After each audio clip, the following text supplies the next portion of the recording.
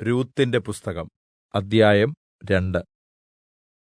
നൊവൊമിക്ക് തന്റെ ഭർത്താവായ എലീമേലെക്കിന്റെ കുടുംബത്തിൽ മഹാധനവാനായ ഒരു ബന്ധു ഉണ്ടായിരുന്നു. അവന് ബോവസ് എന്നു പേർ. മോവാബ്യ സ്ത്രീയായ രൂത്ത് നൊവൊമിയോട്, എന്നോട് ദയ കാണിക്കുന്നവന്റെ വയലിൽ ചെന്ന് കതിർ പെറുക്കട്ടെ എന്ന് ചോദിച്ചു. പൊയ്ക്കൊൾക മകളേ എന്ന് അവൾ അവളോട് പറഞ്ഞു. അങ്ങനെ അവൾ വയലിൽ കൊയ്ത്തുകാരുടെ പിന്നാലെ നടന്നു പെറുക്കി. എലീമേലെക്കിന്റെ കുടുംബക്കാരനായ ബോവസിന്റെ വയലിൽ ആയിരുന്നു അവൾ എത്തിച്ചേരാൻ ഇടയായത്. അപ്പോൾ ഇതാ ബോവസ് ബേത്ത്ലേഹേമിൽ നിന്ന് വന്ന് കൊയ്ത്തുകാരോട്, യഹോവ നിങ്ങളോടുകൂടെ ഇരിക്കട്ടെ എന്ന് പറഞ്ഞു. യഹോവ നിന്നെ അനുഗ്രഹിക്കട്ടെ എന്ന് അവർ അവനോട് പറഞ്ഞു. കൊയ്ത്തുകാരുടെ ചുമതലയുള്ള ദാസനോട്, ഈ യുവതി ഏത് എന്ന് ബോവസ് ചോദിച്ചു. അതിന് ആ ദാസൻ, ഇവൾ മോവാബ് ദേശത്തുനിന്ന് നൊവൊമിയോട് കൂടെ വന്ന മോവാബ്യ യുവതിയാകുന്നു. ഞാൻ കൊയ്ത്തുകാരുടെ പിന്നാലെ കറ്റകളുടെ ഇടയിൽ പെറുക്കിക്കൊള്ളട്ടെ എന്ന് അവൾ ചോദിച്ചു. അല്പനേരം വീട്ടിൽ വിശ്രമിക്കുന്നതിന് മുമ്പ് അവൾ രാവിലെ മുതൽ ഇപ്പോൾ വരെ പെറുക്കിക്കൊണ്ടിരിക്കുകയായിരുന്നു എന്നുത്തരം പറഞ്ഞു. ബോവസ് രൂത്തിനോട്, കേട്ടോ മകളേ, പെറുക്കുവാൻ വേറൊരു വയലിൽ പോകണ്ട, ഇവിടം വിടുകയും വേണ്ട. ഇവിടെ എന്റെ ബാല്യക്കാരത്തികളോട് ചേർന്നുകൊൾക. അവർ കൊയ്യുന്ന നിലത്തിന്മേൽ ശ്രദ്ധവെച്ച് അവരുടെ പിന്നാലെ പൊയ്ക്കൊൾക. ബാല്യക്കാർ നിന്നെ തൊടരുതെന്ന് ഞാൻ അവരോട് കല്പിച്ചിട്ടുണ്ട്. നിനക്ക് ദാഹിക്കുമ്പോൾ പാത്രങ്ങൾക്കരികെ ചെന്ന് ബാല്യക്കാർ കോരിവെച്ചതിൽ നിന്ന് കുടിച്ചുകൊൾക എന്ന് പറഞ്ഞു.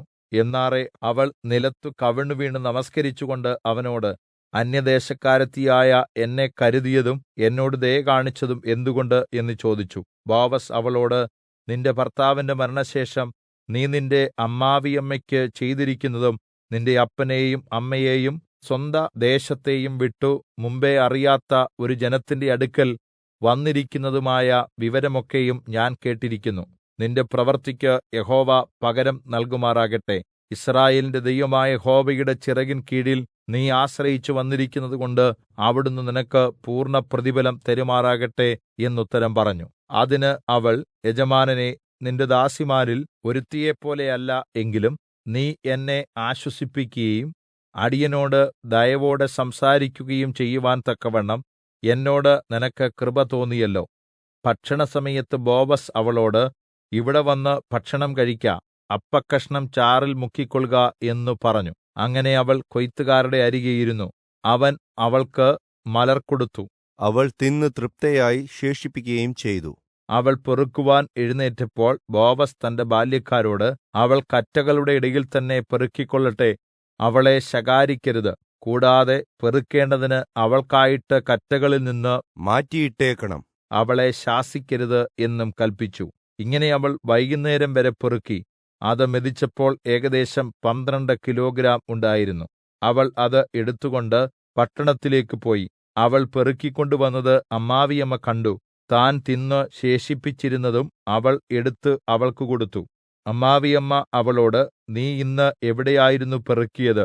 എവിടെയായിരുന്നു വേല ചെയ്തത്? നിന്നോട് ആദരവ് കാണിച്ചവൻ അനുഗ്രഹിക്കപ്പെട്ടവൻ എന്ന് പറഞ്ഞു. താൻ ബോവസ് എന്നൊരു ആളുടെ അടുക്കലായിരുന്നു ഇന്ന് വേല ചെയ്തത് എന്ന് അവൾ പറഞ്ഞു. നൊവൊമി മരുമകളോട്, ജീവനുള്ളവരോടും മരിച്ചവരോടും ദയ മാറ്റാതിരിക്കുന്ന യഹോവയാൽ അവൻ അനുഗ്രഹിക്കപ്പെട്ടവൻ എന്ന് പറഞ്ഞു. അയാൾ നമ്മുടെ ബന്ധുവും വീണ്ടെടുപ്പുകാരിൽ ഒരുവനും ആകുന്നു എന്നും നൊവൊമി അവളോട് പറഞ്ഞു. എന്റെ ബാല്യക്കാർ കൊയ്ത്തെല്ലാം തീർക്കുവോളം അവരോട് ചേർന്നിരിക്കുക എന്നുകൂടെ അവൻ എന്നോട് പറഞ്ഞു എന്ന് മോവാബ്യ സ്ത്രീയായ രൂത്ത് പറഞ്ഞു. നൊവൊമി തന്റെ മരുമകളായ രൂത്തിനോട്, മകളെ, വേറൊരു വയലിൽ വെച്ച് ആരും നിന്നെ ഉപദ്രവിക്കാതിരിക്കേണ്ടതിന് നീ അവന്റെ ബാല്യക്കാരത്തികളോട് കൂടെ തന്നെ പോകുന്നത് നല്ലത് എന്ന് പറഞ്ഞു.